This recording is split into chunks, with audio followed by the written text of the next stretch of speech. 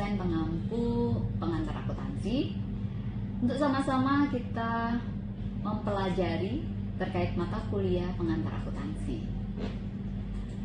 Apa kabar hari ini? Semoga semuanya sehat ya dan bisa mengikuti perkuliahan dengan baik. Seperti yang kita tahu, mungkin di antara teman-teman mahasiswa adalah memiliki latar belakang yang beraneka.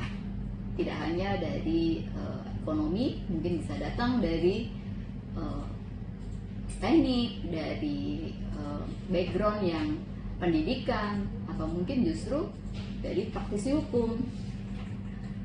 Tetapi untuk program studi MSDM atau Manajemen Sumber Daya Manusia, tentu sebagai praktisi diharapkan juga mengetahui sedikit tentang akuntansi. Kenapa?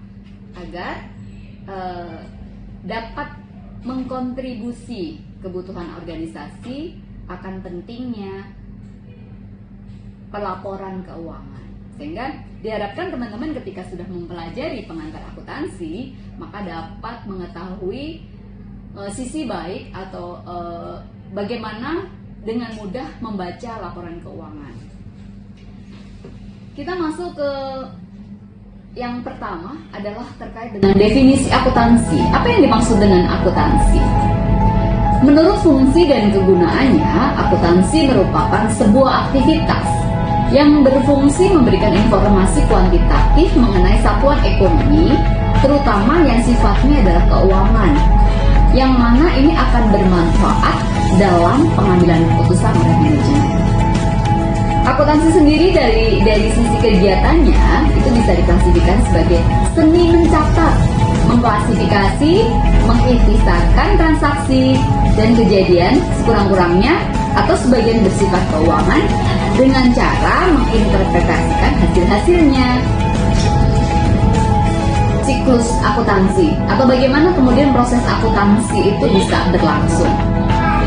Yang pertama adalah adanya bukti transaksi, kemudian jurnal, kemudian buku besar, neraca saldo, jurnal penyesuaian, jurnal penutup, dan hasil akhirnya adalah berupa laporan keuangan. Masih dengan konsep entitas, apabila Elisa itu memiliki harta sebesar 10 juta, tetapi kemudian ini diinvestasikan di dalam kegiatan salonnya, maka dari sisi salon ini akan menjadi harta,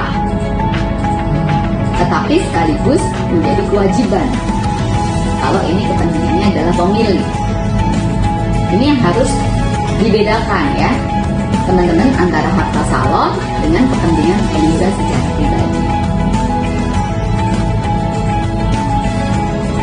Nah, dalam konteks ini ketika si pemilik salon menyetorkan dananya untuk kepentingan usahanya, maka akan dianggap sebagai hutang kepada pemilik, atau di transaksi akan disebutkan sebagai setoran pemilik, yaitu 10 juta.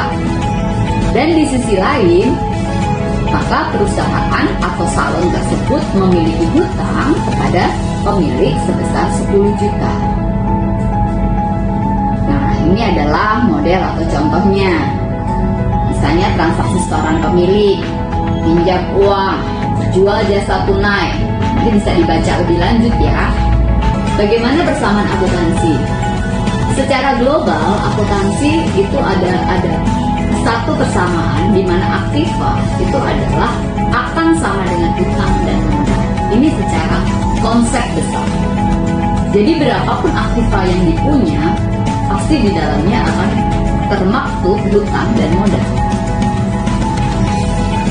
Nah, unsur persamaannya dapat di breakdown sebagai berikut. Harta atau aktiva ini merupakan sumber ekonomi, contohnya adalah kas, piutang, aset, dalam hal ini bisa menjadi gedung, kendaraan, dan lain-lain.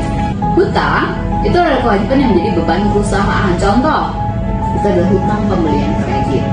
Dan modal ini adalah hak yang bisa diklaim oleh pemilik usaha, seperti yang tidak kita contohkan tadi, Ibu Elisa, gitu ya.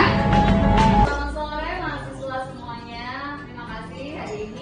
yang kali ini kita mau ada studi kasus, yaitu kita akan mencoba untuk mempresentasikan tahapan dalam closing bulanan, gitu ya. Schedule-nya ada di sini. Jadi masing-masing tolong yang seperti bahan yang sudah kita bagikan berperan, ada yang berperan sebagai treasury atau cashier, ada yang berperan sebagai cost control sesuai dengan reporting yang saat ini pernah diberikan. Silakan dibuka dan dipresentasikan secara sederhana saja sesuai dengan waktu yang diberikan. Semuanya sudah siap? Coba dibuka. Kita mulai dari Latifah, silakan.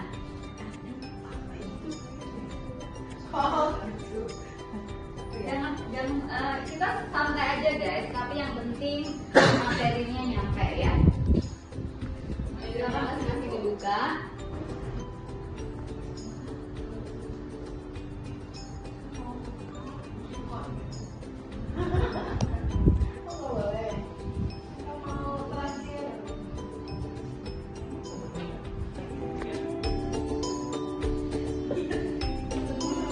Ya ini coba dipresentasikan.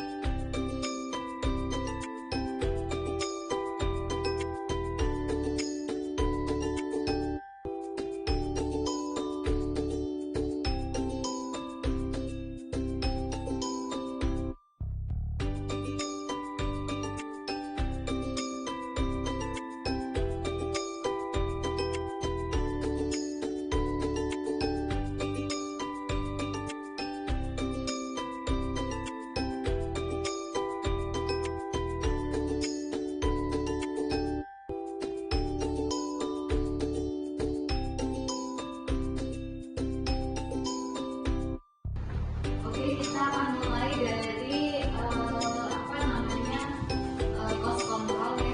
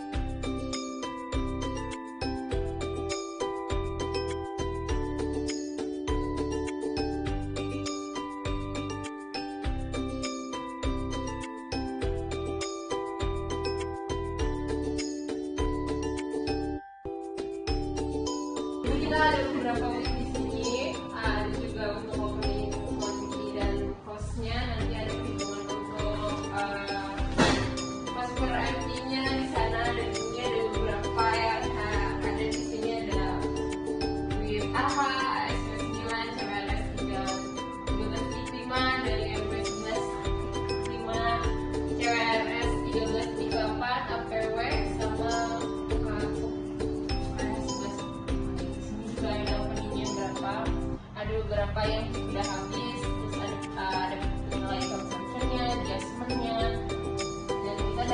ada label stoknya di sini dan kita dapat costingnya di situ.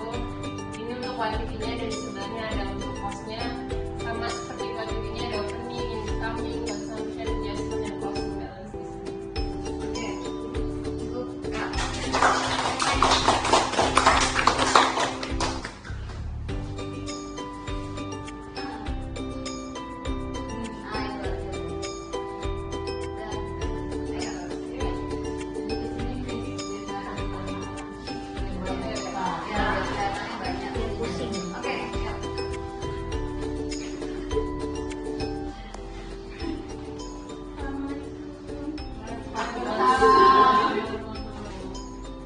Ya, jadi di sini kita bisa melihat ini laporan sales per bulan yang ada di sini, ada Oktober, dari Oktober sampai Juni 2023. Ini kita bisa lihat kuantiti per bulannya masing-masing ya sini. Ya. Ada pertanyaan nggak?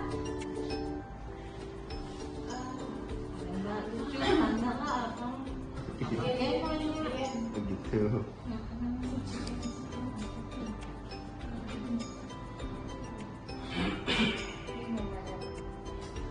Itu kenapa Mi dari Oktober sampai bulan Januari kok nilainya kosong, sementara dari bulan Februari sampai Juni itu ada? Karena kita nggak ada FOC ya di bulan Oktober sampai Januari. Kita mulai ada FOC di bulan Februari sampai Juni. Belum ada programnya. Ya, belum ada program beli 1.000 gratis satu. Contohnya gitu. Di sini kita bukan jualan ribu aja ya guys, kita jualan brand Polar juga. Ada kita ekspor juga, ini kita ekspor ke China. Produk brand Polar. Ya. Oke. Bisa loh, ya, jadi atlas. Kenalkan, nama saya Dewi.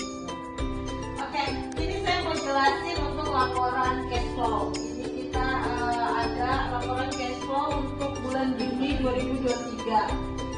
Nah, paling awal kita ada angka profit before tax. Nah, kebetulan ini kita nggak profit ya. Kita loss di sini. Terus di bawahnya ini ada rincian untuk amortisasi, gain loss derivatif, sama allowance itu, PPN dan juga semua itu ada juga bad debt allowance, bad debt. Terus ada interest income, interest expense, kita ke bawah di situ. Iya, tapi saya ada pusing. Kalau ini bisa ke bawah ini masih panjang laporannya. Dan ini untuk kita ada loan di sini. Jelas ya, ini yang loan. Terus ada yang row. Kita juga ini dicantumin semua sampai terakhir. Ceknya 0 berarti cash flow-nya oke. Udah sekian. Berarti di sini saya akan menjelaskan tentang averaging per Juni 2023. Di sini ada contohnya ya, ada contoh logistik. Itu dia udah lewat dari 30 hari. Kita tempatkan di sini di atas 30 hari. Lalu bawah shoulders. Total per Juni Juni itu 721,45 USD. Cukup sekian, ada yang ditanyain? Terima kasih. Oke.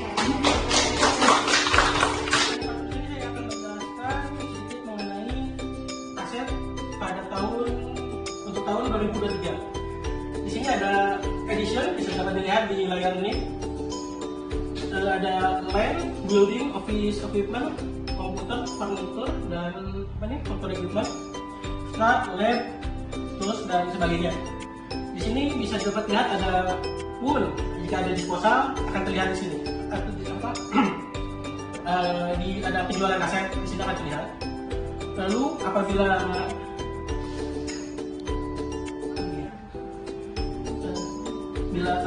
ada reklas yang tadinya project akan dimasukkan ke aset pada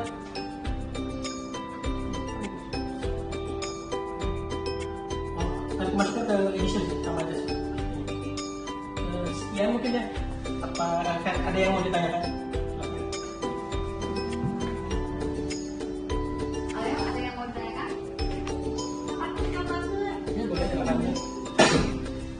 Caranya kita mau disposal aset itu apa aja? Pertama mungkin meminta formnya terlebih dulu, lalu menanyakan NBV yang tersisa. Ya, NBV tersisa. Ya, nilai book value-nya dari aset tersebut. Lalu dimintakan approval kepada atasan. Nah, mungkin sekian. Oke, terima kasih. Lanjut dari Astro. Assalamualaikum warahmatullahi wabarakatuh. Waalaikumsalam. Perkenalkan, saya Yusuf. Saya berdiri di sini akan menjelaskan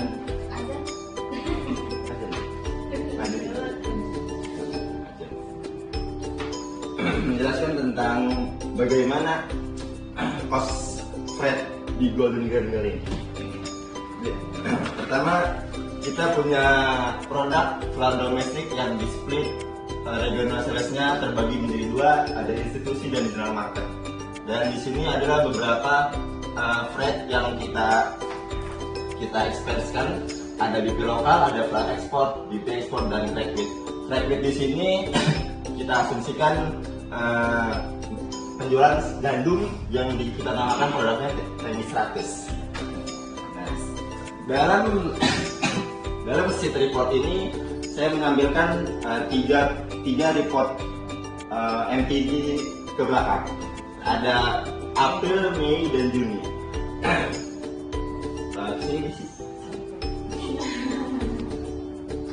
Dan saya juga menampilkan di sini ada year to date dari total freight cost yang kita keluarkan untuk tahun 2023 sampai dengan bulan Juni ini.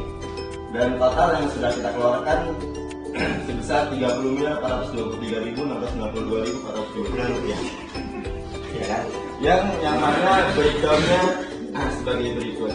Ada institusi yang general market di angka 16 miliar, dan ada BP lokal di atas 992 juta, ada flat export di atas 1,4 miliar, ada BP export di angka 8,2 miliar, dan ada expense freight untuk Temi 100 di angka 3,2 miliar. Nah, sampai di sini ada yang mau ditanyakan?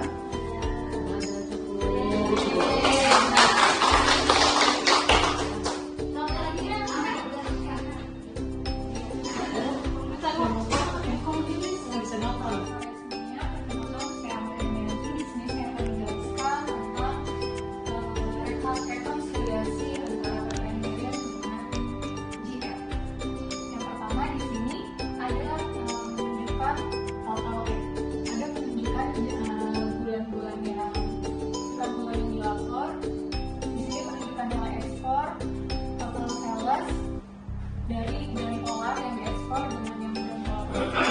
Kemudian di sini menunjukkan total sales antara penjualan polar dan polar dan recycling. Di sini menunjukkan nilai settle yang dikeluarkan selama 6 bulan. Di sini juga menunjukkan nilai kreatif, nilai import, dan kemudian di sini hasil dari kompensasi bulan-bulan sebelumnya. Dan di sini adalah total nilai dari kurang bayar yang dilaporkan selama dari Oktober sampai dengan Juni 2023. Ada yang ingin ditanyakan?